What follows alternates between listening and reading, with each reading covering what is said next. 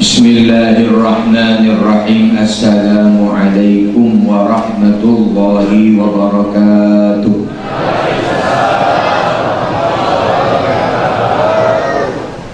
Semoga yang jawab salam dengan ikhlas dan tulus Allah subhanahu wa ta'ala berikan rahmatnya, amin. Semoga Allah subhanahu wa ta'ala limpahkan barakah rizkinya kepada mereka, amin. Semoga Allah subhanahu wa ta'ala selalu berikan kesehatan, amin. Semoga Allah subhanahu wa ta'ala bagi orang-orang yang menjawab salam dengan ikhlas diberikan kepada mereka rizki yang melimpah. Dan juga yang punya hutang, semoga Allah subhanahu wa ta'ala segera bayarkan hutangnya. Yang amin yang besar tuh mungkin hutangnya banyak. Bismillah walhamdulillah. Alhamdulillahi hamdan liman hadana ila taysir wa nafa'ana bil ulumi minal yasir. Salatan wa salaman daimaini ala man khuluquhul mahbubu kathir wa bi risalatihi tabayyana al bashir wan nadhir. Amma ba'du, Allahumma salli wa sallim ala sayyidina wa habibina wa syafi'ina wa qurrati a'yunina Muhammad. Salawatnya mana ini? Kata Rasul sallallahu alaihi wa alihi wasallam, abkhulun nas, orang yang paling pelit itu adalah man idza dzukirtu ismi wa lam yusalli alaihi. Orang yang paling pelit itu adalah orang yang jika disebut namaku dia tidak bersolawat. Allahumma sholli ala Muhammad.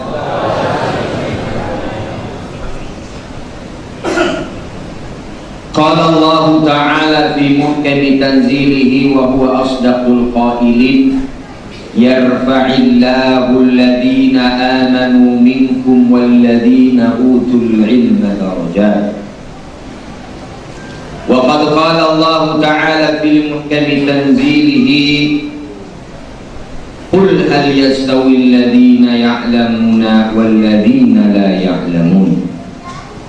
Shadaqallahul azim.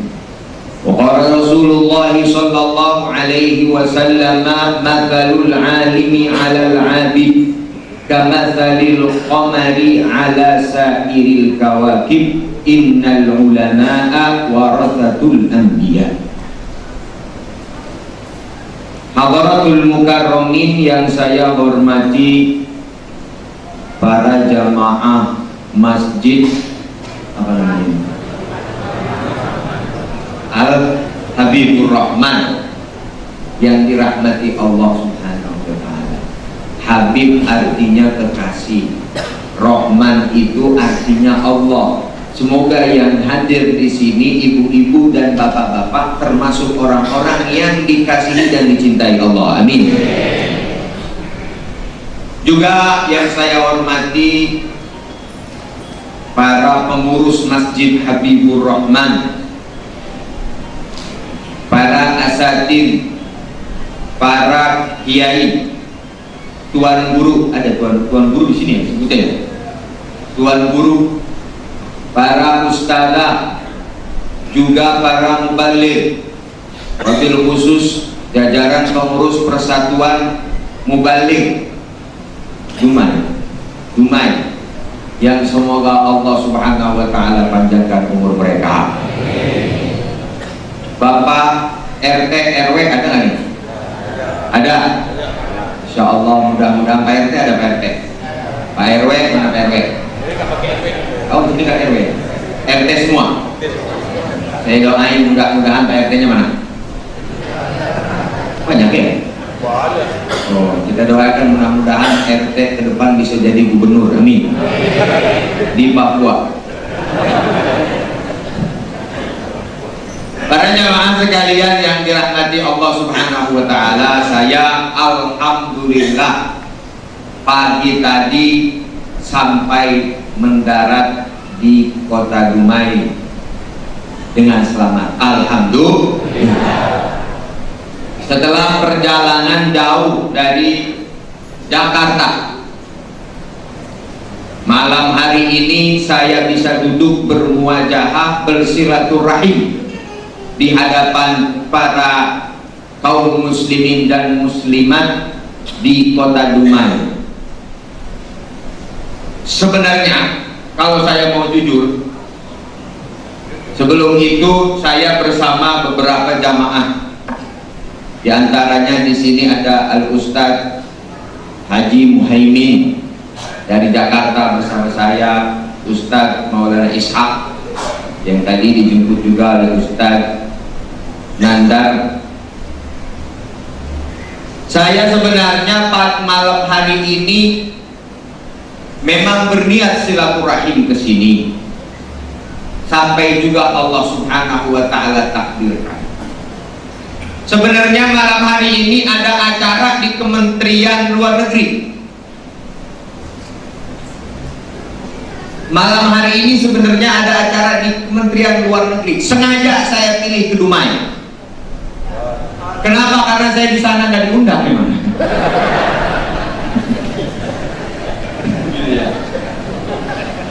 Alhamdulillah, sampai di sini saya mendarat di hotel. Alhamdulillah,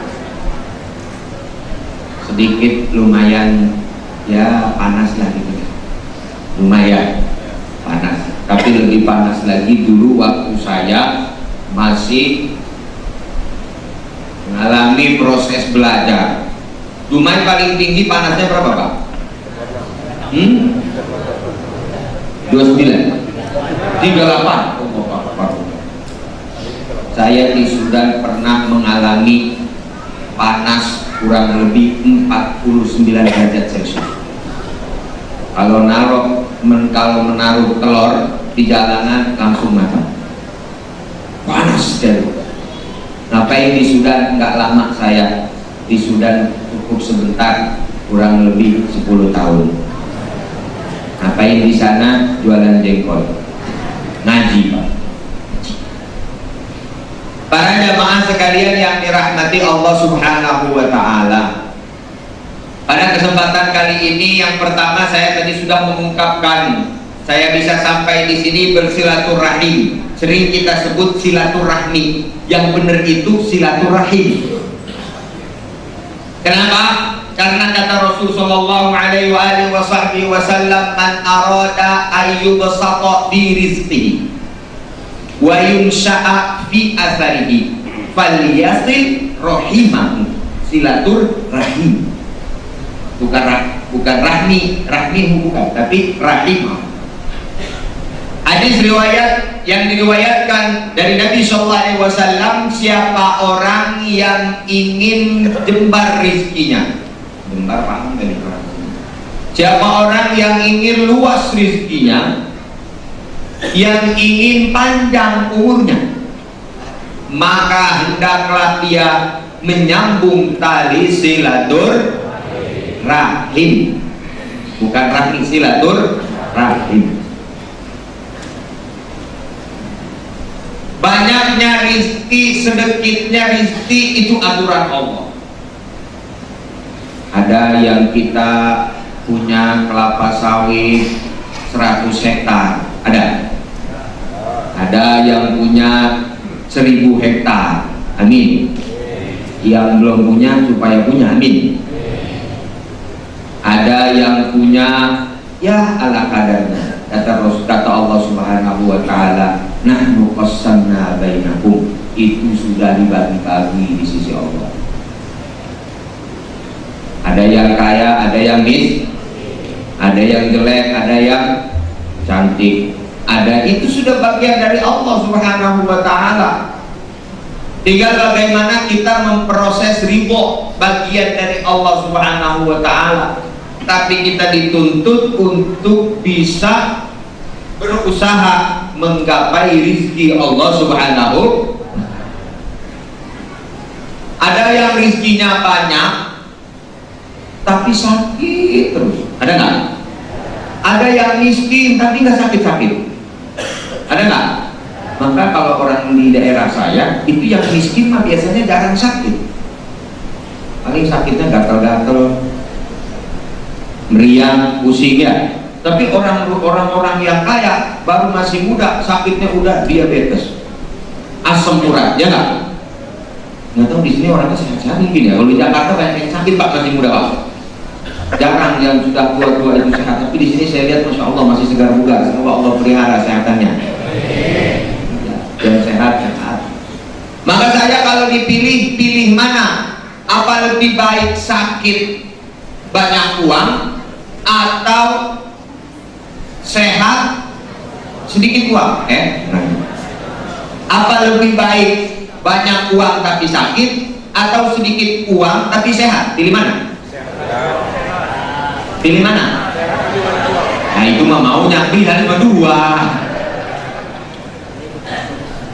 Maka lebih baik sehat banyak. Maka yang mau itu persambung tali silaturahim antara kita. Siapa orang yang kedua katanya yang mau panjang umurnya. Panjang umur. Semoga di sini umurnya panjang semua, amin. Panjang. Orang udah pada mati, dia masih panjang terus. Yang panjang umurnya para ulama memaknai dua makna. Makna yang pertama panjang umurnya artinya adalah memiliki bekas, memiliki asar peninggalan yang baik. Itu namanya panjang umurnya. Sekarang Imam Syafi'i Pak itu sudah hidup 1000 tahun yang lalu lebih, 1200 tahun yang lalu lebih. Tapi sampai sekarang kita masih mengikuti ajaran-ajaran Imam Syafi'i. Artinya Imam Syafi'i masih hidup. Imam Ahmad bin Hanbal, Imam Malik bin Anas al-Asbahi, Imam Abu Hanifah an-Nu'man bin Thabit, mereka sudah meninggal pada tahun 1000 tahun yang lalu lebih. Tapi sampai sekarang amalan-amalannya, ajaran-ajarannya masih dipakai sama kita. Artinya bahwasanya mereka adalah umurnya panjang. Kata ulama makna yang kedua adalah umurnya panjang apa? Umurnya panjang artinya adalah bisa diperpanjang sama Allah. Ibu-ibu datang pagi ini ke rumah saudara, silaturahim, tidak bawa apa-apa, berniat menyambung tali silaturahim. Allah panjangkan umurnya sekian hari. Yang tahu cuma Allah. Bapak-bapak hari ini pada maghrib hari ini, tadi saya berangkat dari rumah berniat untuk mencari ilmu dan menyambung tali silaturahim. Bapak sampai di sini bertemu dengan kawan-kawan, bersalaman, senyum sapa, andai tolan bertemu. Itu ditulis sama Allah dipanjangin umurnya, sehatin badannya. Semoga kita dipanjangkan umur, sehat badan, taat kepada Allah. Amin ya rabbal. Itu faedah yang pertama daripada perjumpaan kita pada kesempatan kali ini.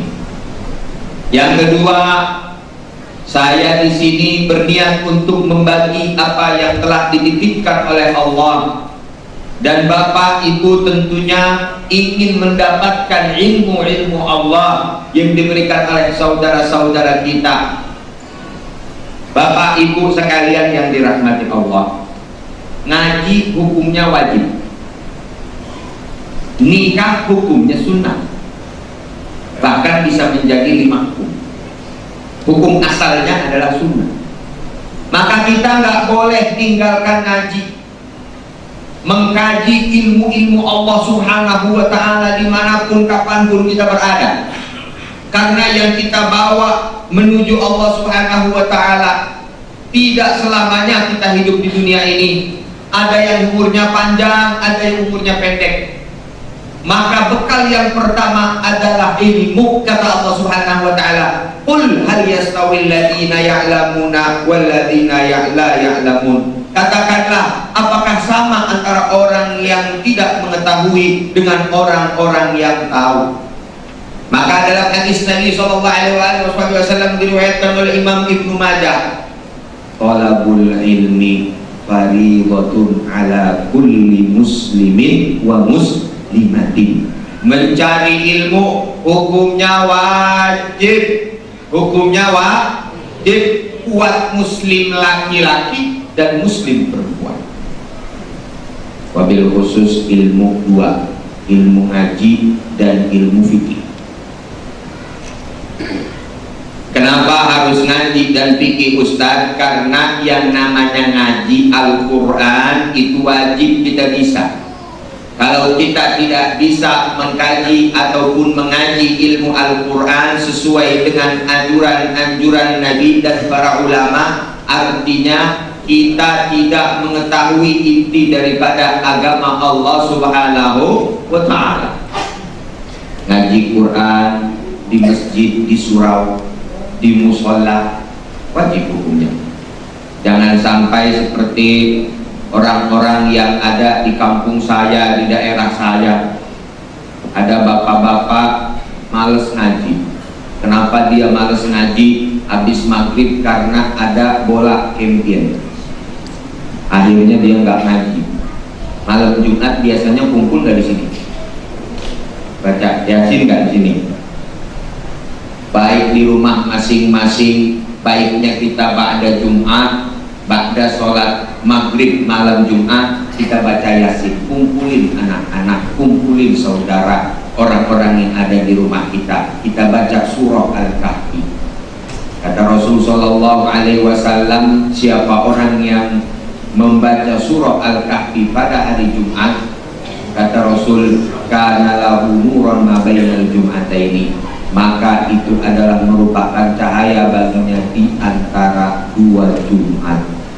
Kalau dia mati Jumat ini, dia baca malam Jumat ini, dia mati pada hari Senin depan, itu menjadi cahaya buat dia. Jumat besoknya lagi dia baca, ternyata meninggalnya Jumat depannya lagi, itu dia baca. Maka disitulah Allah Subhanahu wa ta'ala memberikan kekhususan buat orang-orang yang ngaji. Jangan sampai nggak bisa ngaji, nanti anak kita nggak bisa mendoakan kita.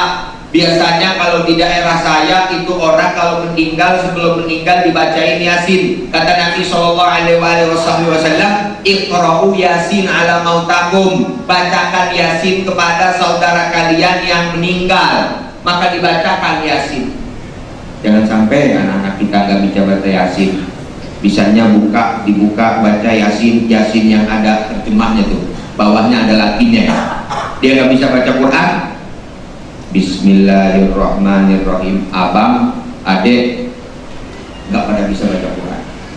Kata abangnya nih, di sini saya yang baca, kamu mana bisa baca Quran? Sombong dia, padahal dia nggak bisa juga. Bismillahirrahmanirrahim. Dia baca terjemahannya yang bahasa Latinnya. Kan kalau bahasa Latin itu hurufnya kalau panjang 2 kali ya, A-nya ya. Dia harusnya bacanya Yasin. Karena dia nggak ngaji sama guru ngaji, begitu orang tuanya meninggal dibacain ya asin, banyak asin, sayur asin. Karena nggak ngaji. Kata abangnya, jangan, sini saya yang baca. Kamu nggak bisa baca nih. Sini saya yang baca. Bismillahirrahmanirrahim. Sombong kamar. Tadi adanya bacanya ya asin. Dia baca lagi ya siin. Karena apa? Karena dia nggak ngaji. Maka ngaji Quran itu hukumnya wajib. Bisa kita wajib paling tidak Fatihah. Anak kita suruh baca Quran, Pak. Ajarkan ke surau, ajarkan ke ustadz supaya nanti kita nggak ditanya hari kiamat sama Allah Subhanahu wa ta'ala. Bapak masuk ke dalam surga sama ibu, selangkah lagi masuk surga, setapak lagi masuk surga, tiba-tiba anak kita teriak dari dalam neraka, nauzubillah min dzalik. Ya Allah, jangan masukkan dulu orang tua saya ke dalam surga. Disambut oleh para malaikat. Kenapa? Karena orang tua saya tidak mengajarkan saya ketika masih kecil, dibiarkan saja bergaul bebas. Saya ketika masih kecil tidak diajarkan suratul Fatihah. Saya ketika masih kecil tidak diajarkan kepada para ustadz yang bisa Al-Quran. Jangan masukkan dia ke dalam dia dulu ke dalam neraka, tanggung jawab atas amalnya. Naudzubillah min. Yang enak kita keluarga semua masuk ke dalam surga Allah. Amin ya Rabbal. Semoga kita semua masuk surga. Amin. Yang mau duluan silakan. Saya belakangan dah. Para jamaah sekalian yang dirahmati Allah Subhanahu wa taala. Selain kajian yang wajib kita baca Quran sesuai dengan bacaan-bacaan tajwid, idgham ikhfanya harus sesuai. Apalagi kalau bisa tahfiz Quran. Bapak-bapak, ibu-ibu, dengarkan hadis pesan Nabi. Siapa orang yang menjadikan anaknya menghafal Al-Quran, maka hari kiamat nanti Allah akan pakaikan taj. Apa taj? Kalau tadi saya dikasih topi apa namanya tadi? Tajam. Kalau di kerajaan biasanya ada mahkota. Maka nanti hari kiamat akan dipakaikan mahkota buat orang tua yang anaknya hafal Quran. Masya kita niatin, begitu kita bikin anak, kita niatkan anak kita yang belum punya anak, yang masih proses bisa punya anak. Ini yang ibu-ibu tuh masih pada bisa punya anak betul, masih muda-muda kayaknya itu. Punya anak, minta sama Allah supaya bisa punya anak yang hafal Al-Quran. Maka biar kerampuan memang kita kadang-kadang lupa ketika kita mau masuk berhubungan intim suami istri, kita lupa seharusnya baca doa dulu. Maka ada ajaran-ajaran supaya kita baca doa yang sunnah Nabi. Allahumma jannibna syaitan wa jannibis syaitan ma razaqtana. Apa enggak tuh? Apa enggak? Apa dibaca enggak? Enggak tahu dibaca apa enggak itu. Habis kata seorang kiai, baca yang pertama doa itu ketika kita mau berhubungan malam-malam. Yang kedua, habis itu baca surah Yasin 30 kali. Banyak boleh gitu Bu, banyak boleh gitu. Habis surah Yasin 30 kali. Setelah itu supaya rizkinya dan rizki anak kita banyak, baca surah Waqiah 30 kali. Habis baca surah Waqiah 30 kali, jangan lupa bersolawat kepada Nabi. As-salatu ala Rasulillah 1000 kali. Habis as-salatu ala Rasulillah 1000 kali, langsung kedengeran as-salatu khairum minan naum.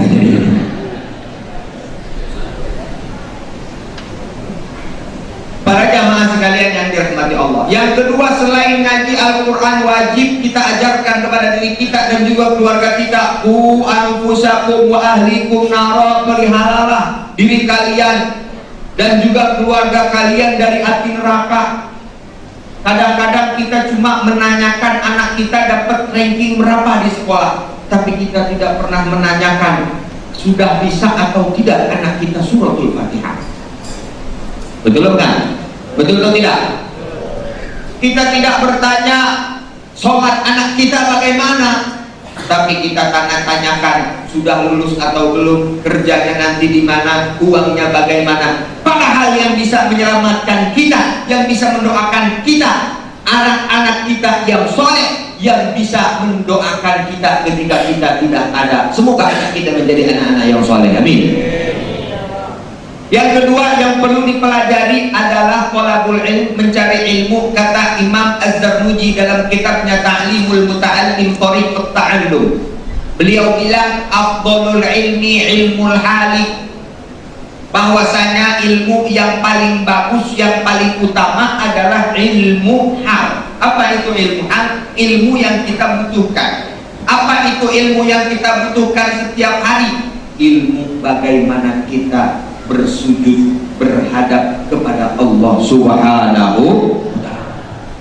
Banyak orang yang menyepelekan ilmu fikih, maunya ngajinya yang tinggi-tinggi. Apa ngaji yang tinggi-tinggi? Ngaji di atas genteng nanti. Apa ngaji yang tinggi? Ngajinya makrifat, ngajinya hakikat. wudu nggak bisa, sholat nggak benar. Ini bahaya. Kenapa? Karena kata Rasulullah Sallallahu Alaihi Wasallam dalam hadis yang diriwayatkan oleh Imam Muawiyah bin Abi Sufyan dalam kitab Al-Kitab Jami'us Sahih karangan Imam Bukhari radhiyallahu taala anhu, dari hadis Muawiyah bin Abi Sufyan, qala Rasulullah sallallahu alaihi wasallam, "May yuridillahu bihi khairan yufaqihuhu fid-din." Siapa orang yang Allah inginkan kebaikan untuk hamba itu, Allah mudahkan, Allah beri jalan kepada dia untuk mempelajari ilmu fikih, ilmu agama Allah Subhanahu wa taala. Bagaimana bisa sholat? Saya jalan dari dari Jakarta saya naik pesawat, beli tiketnya harus pas. Kalau tiketnya salah, bisa jadi saya pas sampai ke Palangkaraya, ke Palembang, atau ke Riau, atau ke Irian Jaya. Tapi bagaimana saya bisa sampai ke Dumai? Karena rutenya pas, rutenya tepat. Kenapa saya rutenya tepat? Karena ada pembimbingnya. Siapa yang mengetahui? Panitianya. Akhirnya saya sampai ke Dumai. Begitu juga kita menuju Allah. Tidak akan kita bisa sampai kepada Allah kecuali dengan jalan yang sudah ditunjukkan oleh Allah Subhanahu. Nabi Sallallahu Alaihi Wasallam sholat hatta, Nabi diriwayatkan dalam hadis, sholat sampai kakinya itu luka. Tatawarron qadamah, karena beribadah. Nabi yang merupakan orang yang paling makrifat dan orang yang paling hakikat tetap melaksanakan sholat sampai Nabi Muhammad SAW wafat. Maka sholat itu penting, ibadah yang wajib. Ini bukan gampang para bapak dan ibu-ibu sekalian. Kadang-kadang nih orang salah, banyak macam-macam orang takbir sholat. Takbir saja kita buka dulu. Takbir banyak yang salah. Ketika mau takbir, takbiratul ihramnya nggak benar. Takbir begini dia. Allah. Ada nggak yang di sini? Ada nggak yang di sini? Oh, nggak ada. Kalau di daerah saya ada. Saya nggak tahu kenapa dia itu takbirnya begini-begini. Allah. Muter-muter tangannya. Mungkin kebanyakan mancing kayaknya itu. Ada lagi yang takbir macam-macam. Ada yang Allah. Nggak tahu di sini ada nggak? Waduh, masya Allah. Sini banyak-banyak yang paham semua berarti ya. Di sini di daerah saya ada yang masih begitu. Ada yang Allahu Akbar. Nggak tahu nih kenapa dia begini. Masuk angin mungkin. Ada yang Allahu Akbar lalu ke bawah. Yang benar sesuai yang dikatakan oleh Imam Nawawi radhiyallahu taala anhu dalam kitabnya Minhajul Talibin wa Umdatul Muftin. Beliau bilang dalam bab sholat, takbir yang benar itu seperti ini. Allahu Akbar. Di bawah dada, ulu hati, di atas pusat. Taruh di sini. Ini yang tepat. Boleh yang kedua, Allahu Akbar, diturunin dulu. Yang ketiga lagi yang boleh dari sini, Allahu Akbar. Itu yang dari Yahya ibn Syaraf An-Nawawi. Takbir saja. Fatihah. Kalau seandainya kita, para ulama bilang dalam kitab Safinatun Najah karangan Syekh Salim bin Smith, beliau menjelaskan bahwasanya seandainya ada orang membaca suratul Fatihah kurang satu huruf saja, maka sholatnya tidak sah. Satu huruf saja, Pak. Bu, Ibu, itu dia ngantuk apa kenapa ini? Nah, satu huruf saja tidak sah. Contoh, seharusnya dia baca Bismillahirrahmanirrahim. Dia baca Bismillahirrahmanirrahim. Hak diganti dengan hak. Itu merubah huruf, maka sholatnya tidak sah karena hurufnya salah. Dan kita yang tahu kalau ikut kepada imam yang seperti itu, sholat kita juga tidak sah. Maka harus diniatkan niatul mufaraqah, niat berpisah dengan imam. Tidak anggap gampang ketika berkata, seringkali banyak imam iyyaka na'budu wa iyyaka nasta'in ihdinas siratal mustaqim. Bagus. Ada yang banyak baca iyyaka na'budu wa iyyaka nasta'in ihdinas siratal mustaqim. Betul nggak? Ya-nya dari tasydid. Ya aslinya itu 2 huruf, karena dihilangkan tanpa tasydid jadi 1 huruf. Berarti kita sudah mengurangi 1 huruf. Maka mengurangi 1 huruf di suratul Fatihah, sholatnya tidak sah. Seringkali saya lihat orang membaca suratul Fatihah. Ketika dia membaca suratul Fatihah, dia tidak perhatikan sholat sendiri khususnya. Allahu Akbar. Amin. Tidak ada ya? Nggak kedengeran. Aqallu sirri, kata ulama, paling sedikitnya sir membaca surah Fatihah itu yusma'u, bahwasanya dia dengar dirinya sendiri. Paling tidak dia baca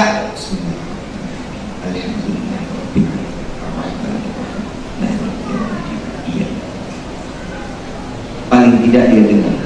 Ada 4. Yang pertama takbiratul ihram, yang kedua membaca suratul Fatihah, yang ketiga tasyahud akhir, yang keempat salam. Ini tidak boleh tidak didengar oleh kuping kita sendiri, kecuali emang yang sholat itu kupingnya bolong. Bisa jadi. Bisa nggak? Nggak dengar sendiri, nggak usah dia teriak-teriak, nggak usah. Ini adalah perkara Fatihah. Ada lagi perkara yang bersangkut paut dengan posisi makmum. Ketika kita sholat, sebenarnya posisi makmum di mana? Di mana posisi makmum, Pak? Di kanan. Kadang-kadang ada orang yang baru sampai dia cari tiang kalau sholat Jumat itu, mau nyender ke pinggirnya, ngantuk. Ada yang sholat udah kosong, dia tidak maju. Ada orang yang sholat ketika full sholat, sudah full, dia datang sendiri. Maka hendaklah dia tarik orang yang di depan satu untuk menemani. Yang samping kanannya sok depan merapatkan. Itu ajaran. Kalau dia sholat sendiri, dilarang oleh Rasulullah SAW orang yang sholat satu sholat. Kadang ada orang yang sholatnya teramat luas. Ya, begini ya. Ada nggak? Yang kata Imam Ibnu Hajar Al-Haytami dalam kitabnya Tuhfatul Muhtaj, beliau bilang cukup sekadarnya 1 jengkal saja. Ini adalah ajaran para ahli fikih wal fuqaha. Kalau bagusnya merapat semuanya. Jika yang kanan tidak ingin merapat dengan kita, tidak perlu kita membesarkan kaki kita. Itu ajaran para ulama dan para fuqaha sesuai dengan ahlu sunnah wal jamaah. Itu kiranya penting masalah fikih kita kaji supaya sholat kita benar. Kata Rasul sallallahu alaihi wasallam, awwalu ma yuhasabu bihil 'abd as-shalah. Yang pertama kali dihitung, dihisab nanti hari kiamat, ditimbang amalan hari kiamat adalah sholat. Bukan yang lain. Ibadah yang lain dihitung, tapi yang paling pertama dihitung adalah sholat. Idza sholuhat sholuhat sa'iru amalihi. Kalau sholatnya bagus, semua amal timbangannya insya Allah bagus. Wa idza fasadat, kalau sholatnya jelek, fasadat sa'iru amalihi, maka jelek semua ibadah ataupun amalan yang lainnya. Itu baru saja sholat. Maka sholat kiranya penting kita bisa memahami ibadah-ibadah sholat. Sujud wajib, sujud kita buka. Kita punya apa nih? Di sini dipanggil apa? Peci, kopiah ya. Sholat begini. Ya. Ada yang begini kalau begini. Ini jeretan tutup ya. Saya pernah satu ketika saya sedang di Jakarta maghrib, nyimpang ke pinggir jalan. Ketika saya nyimpang ke pinggir jalan, sholat di masjid, di gedung yang tinggi, di bawahnya ada masjid. Karena waktu maghrib sudah tiba, saya menyimpang. Begitu saya menyimpang, tiba-tiba ketika saya sholat, imam suaranya merdu seperti Imam Sudes di Masjidil Haram. Masya Allah. begitu assalamualaikum warahmatullah, saya lihat, masya Allah, imamnya begini. Waduh, berarti sholat saya nggak sah. Terus saya sholat, saya bangun, saya bilang begini dalam hati, saya ingin menyampaikan kebenaran. Allah insya Allah tolong saya. Ketika itu saya bilang, bangun, saya berdiri, ada pengurus masjid, ada polisi juga ada, masih pakai pakaian. Saya bilang kalau saya dipukulin di sini, nanti insya Allah polisi paling tolongin saya. Saya bilang, berdiri saya langsung, assalamualaikum warahmatullahi wabarakatuh. Imam sholatnya pijinya ditutup. Kata Rasulullah SAW, a'dha'us sujudi sab'ah. Anggota sujud itu dalam hadis riwayat Muslim ada 7. Yang pertama ini 1, yang kedua telapak tangan, yang ketiga berapa tuh? 3 ya, yang ketiga 4 apa? Dengkul. Yang ke 6, 7 dari ketika kita sujud. Langsung setelah itu saya langsung pura-pura sholat, saya duduk langsung sholat, di belakang pada berantem. Kata Pak Polisi, udahlah itu kan nasihat aja. Saya ternyata takut juga sebenarnya. Awal sholat kita periksa sudah benar atau belum penghambaan kita kepada Allah Subhanahu wa Ta'ala. Barangkali sholat kita belum benar, sujud kita masih seperti ini, yang seharusnya begini, harus kena. Juga tempat sujud jangan terlalu empuk. Kita kadang-kadang beli sejadah, tempat sujud kita teramat empuk, yang akhirnya apa? Enggak masuk. Nah, itu banyak dilupakan. Pahami baik-baik. Ketika kita sujud, sejadah kita jangan terlalu empuk, karena terlalu empuk ya, di sini empuk sebenarnya. Terlalu empuk itu nanti jadi nggak masuk jidat kita. Maka ketika itu sholat kita hukumnya makruh ya, karena sejadahnya teramat empuk. Kadang ada yang sholat di belakang kakinya digantung begini ya, sujud tapi digantung, itu nggak kena anggota sujudnya, maka sholatnya tidak sah. Kalau kita lihat imam yang sholatnya kakinya digantung, kita ikutin, sholat kita juga tidak sah. Itu adalah baru beberapa masalah sholat. Maka kajian fikih itu penting. Saya memberikan amanah ataupun nasihat kepada warga Dumai dan sekitarnya. Buat kajian-kajian fikih di masjid-masjid kita, mingguan, bulanan. Kita hadiri kajian-kajian fikih wabil khusus. Kenapa? Karena kajian fikih itu penting untuk ibadah kita. Kalau ibadah caranya salah, tidak sesuai diajarkan Nabi, tentu saja ibadah kita tidak diterima oleh Allah Subhanahu wa Ta'ala. Maka kaji kitab-kitab banyak, itu kitab fikih. Ada Sabinatun Najah, ada ya, ada kitab lagi Matan Qoyah wa Takdir, ada lagi kitab Fathul Mu'in, ada kitab I'anatul Talibin, kitab fikih Syafi'i, ada kitab Matan Zubat. Matan Zubat ini 1000 bait Pak, baik syairan 1000 bait. Yang awalnya itu bacaannya sebagai yang dikarang oleh Imam Ahmad Ibn Ruslan, seorang ulama besar fikih Syafi'i, wali min awliyaillah.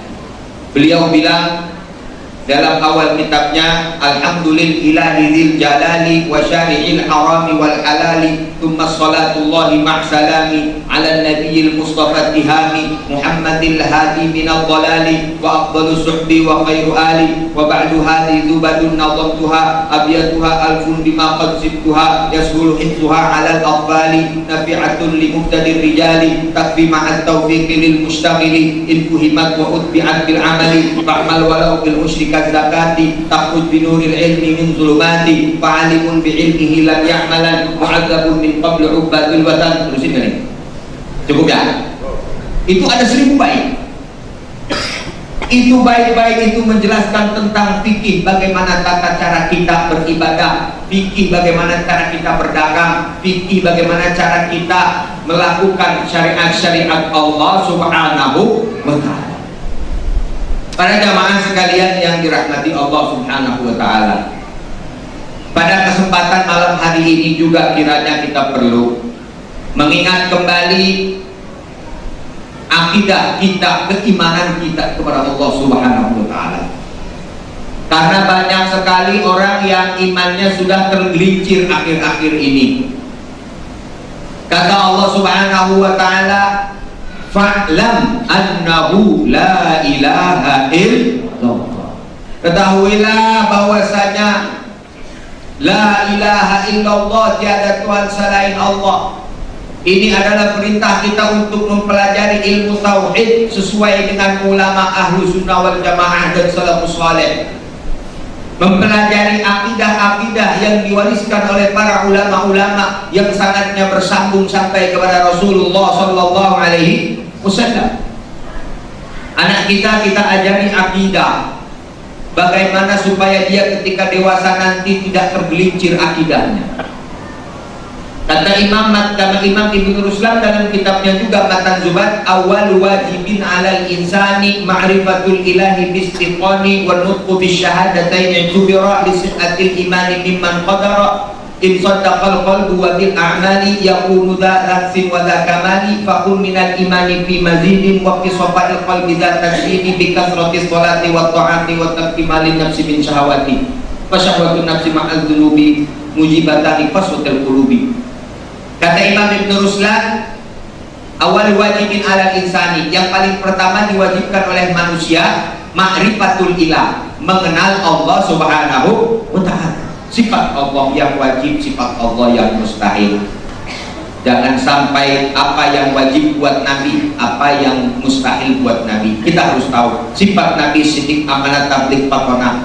Dan perlu kita ketahui, zaman sekarang banyak sekali orang-orang yang mengaku jadi nabi, betul nggak? Betul nggak? Banyak nggak? Di sini ada nggak yang ngaku nabi? Nggak ada ya?